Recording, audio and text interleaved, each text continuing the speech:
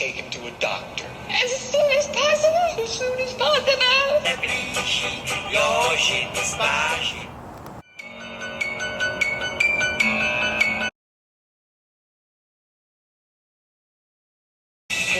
most accomplished album. I think their undisputed masterpiece is Hip to Be Square.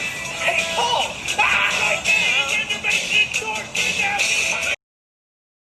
So we're just gonna jump into it. This is Cindy Campopiano. She is an author, and I do believe likes to delve in the ukulele arts as well. Welcome to Brett's with Friends, Cindy. Thank you. Appreciate it, Brett. Good to see you. How are you doing? I'm doing good. Oregon's it's not raining, so that's good. And the wind, the weather has been insane. But yeah, how's the weather over there in Northern Cal? Right now it's sunny outside, and we had rain that we needed very badly, so I was very happy to have it. But it looks pretty gorgeous. Haven't gone out there yet today, but I'm going to a little later. Are people wearing protective masks and stuff like that in general? What's the general vibe right now over there? Yes, they're wearing protective masks, and we now have a brand new curfew imposed leading up to the holidays. Yeah. But it's not really affecting much because it's 10 p.m. Things kind of have to shut down by 10 p.m. So it's kind of how it's been already. Yeah, well, I'm old now, so 10 o'clock sounds late. So wait, tell me about, obviously we've known each other for a long time, and but tell me about your art and your creativity about making this book. What's the title of your book? And give us what's the skinny on it? What's the deal with it? What's happening? How did it come about? All that stuff from the beginning until now. Do you have an image of it? I do. We'll pop it on the screen right now in my edit. So boom, we'll have an image of it. So as you can see, the image has the title has a visual quality to it. So it is called Other, but it has a check mark in front of it. Has a subtitle called When You Run Out of Choices. So it's a memoir, and it took me a long time to write it. I started out wanting to write a travel book for people who were reluctant to travel, and I was going to call that Just Go, and sort of inspire people to travel who were reluctant to travel. Instead, I decided to write a memoir, and it took me 5 years to write it, and went through the whole editing process and self-published it. And it's a story about, it's a memoir, it's all true, but it's a story about overcoming serious repeated adversity and then traveling all the way around the globe. Nice. So I am now going to make an audiobook version. I'm going to start the recording for the audiobook version pretty soon. And what would you, I mean, you probably learned a lot of stuff. What was the learning curve on that? I mean, it took 5 years, and what was was it just tell us about that learning experience. Was it just overwhelming sometimes, or what was it smooth, but you just realized it took time to do it? Or, just give us a sort of, cliff notes of like how, and that's a long time to be writing on something or doing anything really. I don't know that in the world of authors that 5 years is a super long time to write a book, because nowadays everyone's an author. Some people say, I wrote 27 books this year, but I mean, how quality are those books? So I think that a lot of really, really good novels, memoirs, autobiographies, and other books have taken authors years to put together, rather than just doing it quickly. So for me, I had to find time outside of work and all the other aspects of life to write this book. It was my first book, had never written it. So sometimes I would be going along. Sometimes I would get a little bit, not bogged down, but it's a memoir about trauma and adversity. So it brings up all the things that I was writing about. And so sometimes it would get kind of emotional. Maybe I would take the rest of the day off from writing. Once I got into the swing of it, I would get up, make coffee, write, have breakfast, go back to writing, whatever else I was going to do that day, and go back to writing, and just kept doing it until it got finished. Then the editing process took about a year because I had to hire manuscript feedback style editors plus a copy editor and make all the changes. I did all the editing, the actual editing myself after consulting with these professionals. And the publishing part of it was probably was the hardest part, and much harder to get done than writing it because I'm a writer.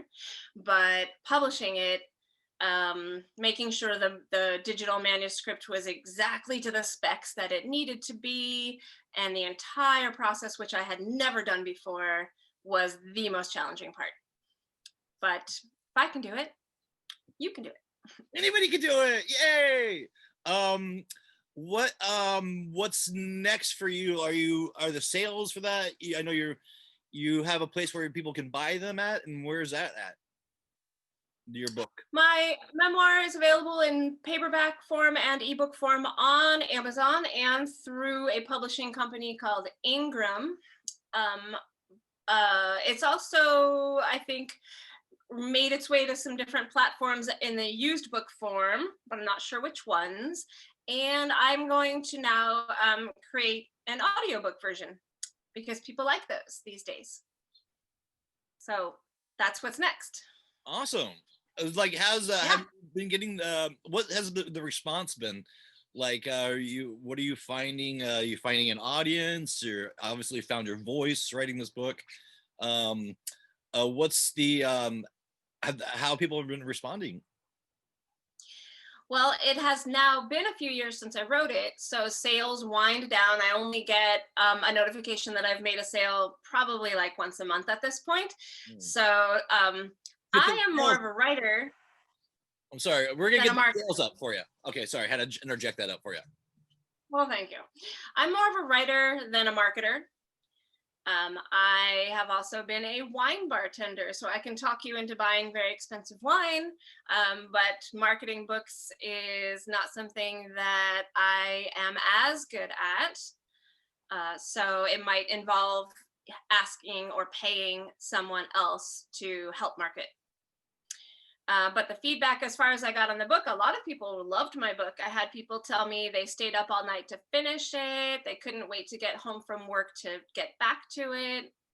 One person who read it, since it's not light reading, it has some serious stuff, said she couldn't leave the house for a day and was crying. So there's some emotional effects that can happen, but mostly I got really good feedback for the most part.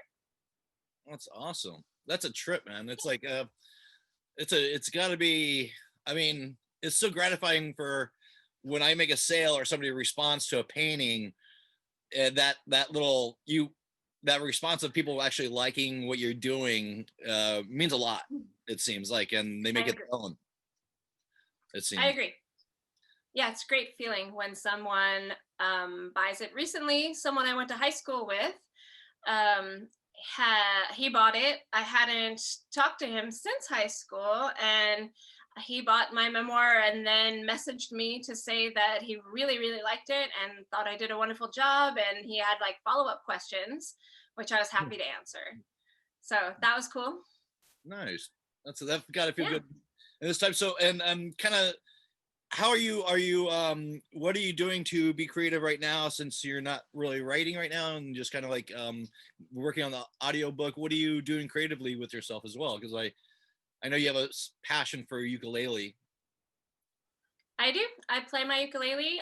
A really good friend of mine who also plays music recently suggested that we just play a song, any song. I also sing. I also like to sing. So we're gonna come up with a song and then meet up and socially distance perform for each other. So I am gonna start working on my choice, and I think I'm gonna do a Taj Mahal song. I'm not sure if you're familiar with that musician, Taj Mahal. Decades and decades of music. I know the building. I know the building. Right. Yeah, no, he's a musician. Look him up. He's awesome. I think I'm gonna do a Taj Mahal song. I love playing the ukulele. I also pretty recently, a few months ago, bought a hand drum. I love drumming, so I like to make that be a part of my day. Make music, creating or playing or singing to be a part of my day. I think it's vital. Mm. It's awesome. Yeah, and Hmm? so what is it? Also, you're a sommelier. Is that the word? A sommelier when you know wine? Am I doing that? Am I tearing that part that word apart? Or is that Not too sommelier? much. Sommelier. Sommelier. Yeah. I do have my first level Somm test passed, and I am a wine nerd. I love talking about smelling, drinking, thinking about wine, pairing it with food, telling people what to pair with when I'm wine bartending. I adore wine And so, can you? and other I'm sorry. What'd you say? and other spirits and Yeah, beer. sure. I got my Alpha Centauri right here. Alpha Centauri. If Very you nice. want beer, let me know. Um, we'll get a sponsor for the show in beer and wine. Um, can you? Because I know. Okay, the audience, we know each other pretty well, but like decades now. We're getting old. Uh, um, can you give us a little story of the highs and lows of selling wine and like the maybe a good story, maybe a nightmare story about what happened in San Francisco while you're working at these fancy restaurants? You have anything? Well, good story. How about nightmare and then good? uh, so I worked at a place in San Francisco called 25 Lusk, and it was very fancy and proper and high end and upscale. And I was still getting my wine chops. I had not taken my sommelier test at that point, but the sommelier for the restaurant, who was from Poland, he was a stern, big man with like heavy eyebrows and a deep voice, and he was very demanding about how we opened and served the wine, and I was still a bit green on that, so he would just come at me with his booming voice and tell me that how unacceptable my attempt to open the wine was. So I started buying wine bottles, bringing them home, and just opening bottle after bottle in a way that would make him happy. I think his name was Caesar, but he was from Poland. And so I would be so nervous going to the table.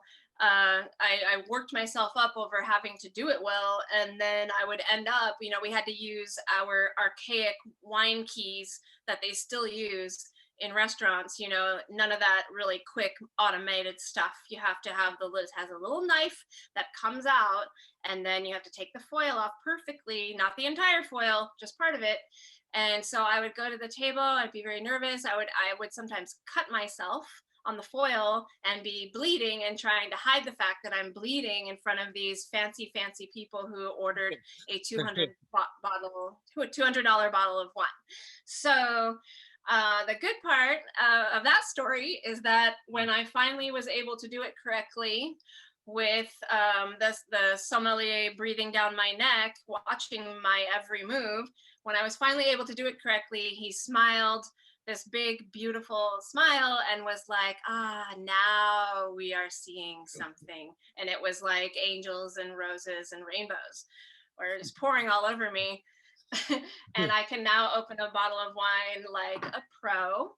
And then another thing that happened with wine at that same restaurant was, I'm a writer. I like to use a lot of descriptive words, and usually people like that, and they're very happy with how I describe wine. But there was a particular wine. I don't know if it might have been a Sancerre from France. That's a white wine. It's Sauvignon Blanc. And often Sauvignon Blanc will have kind of a grassy, lovely, kind of minerally, zesty smell. And so I was telling this girl who I was her server, and I was telling her that this wine It's like a big, beautiful field at the end of the day that the sun has been shining on all day, and that you still have that lingering, beautiful scent. And that's how I was going about describing it. She did not order it. She decided to order something else. And then she wrote a Yelp review about me and said, my stupid server said that this wine would make me feel like I was standing out in a field. How lame. So people usually do like the way I describe the wine. And that was years ago. So have come a long way. So also I remember okay, there's two, I have two questions, two more. Didn't you weren't people like that from the winery coming, acting like, imposing like regular customers and ordering their wine from you? That's a story that for some reason I'm not remembering. People from a winery coming to a restaurant that I worked at and posing as not wine people? Correct. I'm so sorry. I don't remember that story. Maybe it's I don't know. I thought you told me something a long time ago about that, but what's the deal with the lead? You remember the lead wrapping on the wine? Why'd they get rid of that? You know, the lead used to be on all the water bottles, all the wine bottles. Do you mean that the foil contained lead? Yeah, don't you remember? When I used to work at Marie Callender's, it used to be like almost a lead-based wrapping on the end of those. Then they stopped in like 19. Oh, very interesting. I think that might have been before I was opening wine. Oh.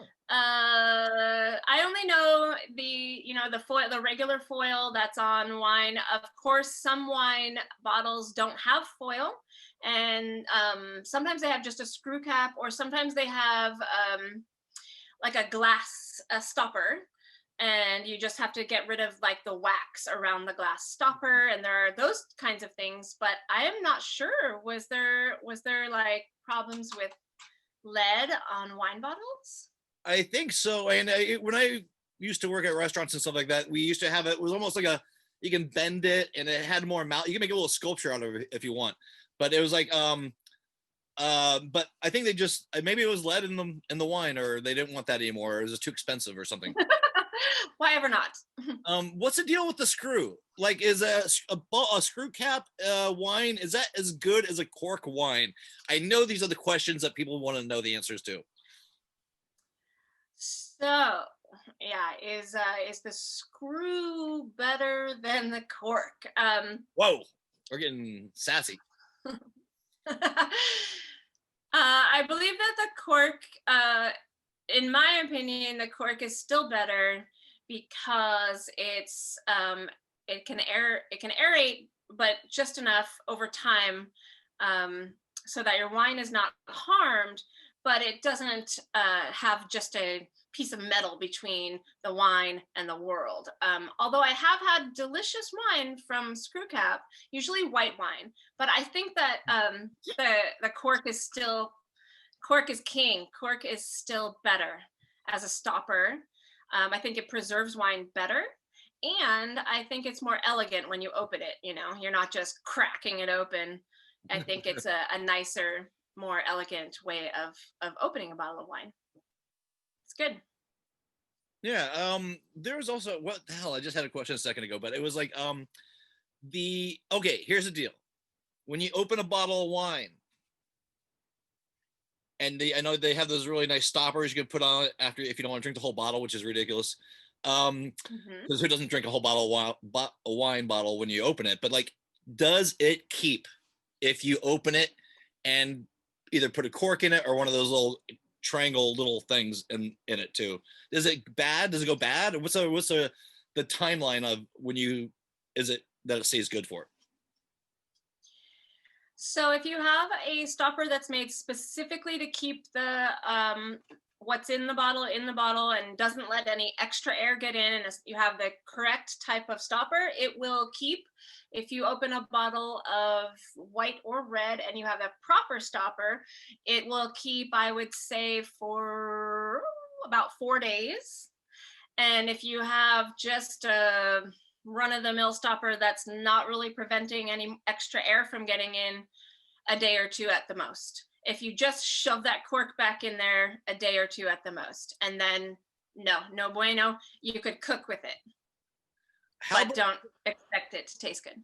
I've seen some people open a bottle of wine, put the cork in it, and then put it inside the refrigerator. What do you think about that? If it's white wine, of course you want it in the refrigerator. Although, fridges are a little cool for white wine, but you don't want to leave that out. If it's a red bottle, you do not want to put it in the refrigerator. You're going to tamp down all those wonderful flavors and aromas by chilling it too much. And so red stays out, white in the fridge. And what's the proper way to make sangria? Do you know about sangria? Is made with both wine and brandy and fruit juice, usually. And you don't want to use cheap wine on sangria because it's going to taste cheap. So since sangria is a Spanish drink, it's really nice to get some Spanish wine, Grenache, or they say garnacha, or Tempranillo, some kind of lovely Spanish red wine that tastes good by itself. And then you can get brandy that is, you could go fancy and get like an apricot brandy, or just a brandy that has a really nice flavor also on its own. Don't skimp on the brandy because you'll ruin it. So mostly it's red wine, and then a good amount of brandy, and then chopped up fruit can go really nicely in there. Combination of different fruits, chop them all up and throw them in, as well as a couple of different fruit juices. You could do orange and apple, or some combination of mild fruit juice, and all of those things together, and let it sit for like a day, and it would be totally delicious over ice. And so the fruit, when you eat the fruit, will you get drunk off the fruit if you eat it? Will it soak up all the stuff? I don't know that I've performed that experiment by just eating the fruit by itself and seeing if I got tipsy or not, but the fruit will absorb alcohol, yes. And it's still edible, and you can eat it. Yummy. I love red wine, and I do have I want to put my buffalo on some red wine at some point in my life. It's on my bucket list.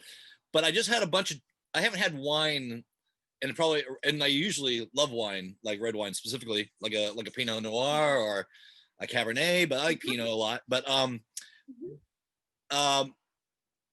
there's actually a question within that too. What's the difference between Pinot, Merlot, and any other red wine I'm not thinking of right now, like house red? So I don't want to bore you or spend a ton of time in a nutshell talking about it, but Pinot generally is a lighter bodied wine. It can be made full and lush, but it's really good when it's just made into a nice, light, gentle, subtle wine. And Pinot Noir is generally at the beginning or before a meal. You can drink it by itself beautifully. It's not so heavy like a cab. Pinot Noir is not at its best when it's like super fruity and heavy. It's got a lot of subtle flavors, and it can have a range of berry flavors, and it can also have sometimes it has a really lovely touch of earthiness. Pinot Noir grows well in your neck of the woods in Oregon because it responds well to cool climates, and it's a beautiful, beautiful wine. Cabernet Sauvignon, on the other hand, likes the sunlight.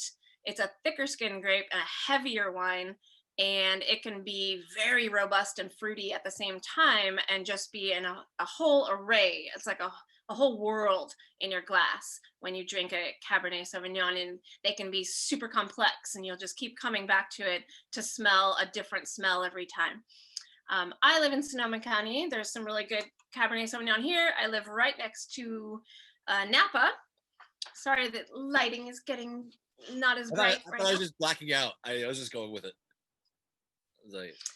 So Napa is obviously famous for cab. They have special soil over there that's just naturally there, and the whole temperature, the terroir, the climate in Napa makes for some absolutely fabulous Cabernet Sauvignons, and those are much bigger and bolder and fuller. And you don't necessarily want the very first thing of your amazing meal to be something that just bowls you over and knocks out all the delicate flavors of your salad. You want to maybe have that a little later with your food.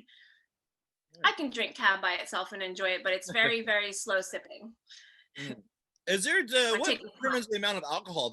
Are they all the same range of alcohol? Like, is it a Cab going to get you more drunk than a Pinot, or is that just depends on the winery? In a nutshell. Often Cabernet Sauvignons are higher in alcohol. As I was saying, like the Pinot Noir is a cool climate grape, so it's not going to get as ripe and it's not going to have as much sugar in it. And when you make wine, the sugar turns into alcohol. The higher the sugar, the higher the alcohol. So Cabernet Sauvignon will get very, very ripe and have a lot of sugar in it. And so when it gets fermented, those yeasts are eating all that sugar, and then the byproduct is alcohol. So Cabernet will have 14, 15, 16%, and Pinot Noir frequently has more like 12, 13, 14% alcohol. It's not that huge of a difference unless you drink a lot, at the same time, and then you will notice. Okay, so this is the other question that I'm going to piggyback on this. I don't know if you want to keep on talking about wine, or what our time is, but I'm a wine nerd. I love wine, and I haven't been able to drink any because I just got my teeth worked on. I got them bleached. I got all these fillings. I mean, is that just going to happen if you drink red wine? Are you just going to get red teeth? Or is there a way? I mean, besides brushing your teeth all the time, or is that just like in the Amazon, they have green teeth, some of the people in the Amazon jungle, because they chew the coca leaves all the time. So they just gave up and just their teeth are green. That's just the way it is. So is there any care and maintenance for the wine drinker for their teeth?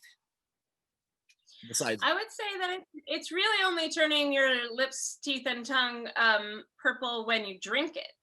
And, then later, unless you're like, a wine hound, caboose hound, then it might be a problem. But honestly, I think it only affects your teeth and tongue and mouth while you're drinking it, if you're a moderate drinker.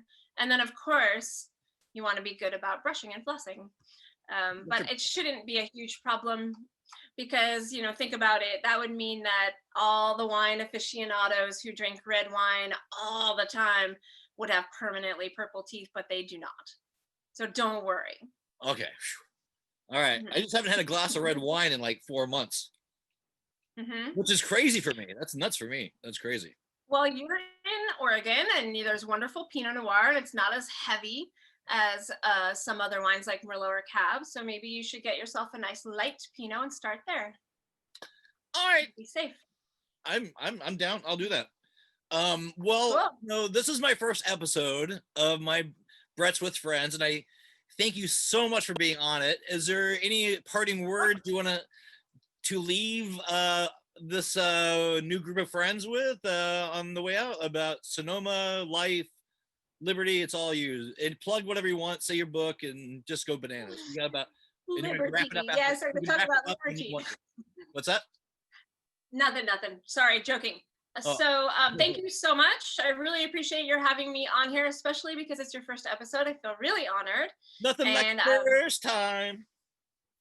Thank you also for, I really appreciate your featuring my memoir. I'm excited about making the audiobook for it. And for people who like memoirs, who like stories about overcoming adversity, and who like stories about traveling around the world, I believe that you will like it. And audiobook is coming. I don't know when, but I'm very excited about it. Sonoma County right now is gorgeous. Fire season's over. Yay. So, doing wonderfully. And I really appreciate you having me on. Thank you so much. This was awesome. Well, thank you, Cindy Campopiano. And one more time, the name of your book. So the book's name is Other, with a check mark in front of it. That's the visual will help you. And the subtitle is When You Run Out of Choices. So Other, Perfect. Well, that's it. I guess that's a wrap, right? Well, enjoy the rest of the day, and thanks for being on the show, the first one. Thank you very much. Appreciate it. You have a wonderful day too. You too. Yay! Bye-bye. Oh, cheers. Cheers. Bye. Cheers. Cheers. Cheers. I don't. I have water, but cheers.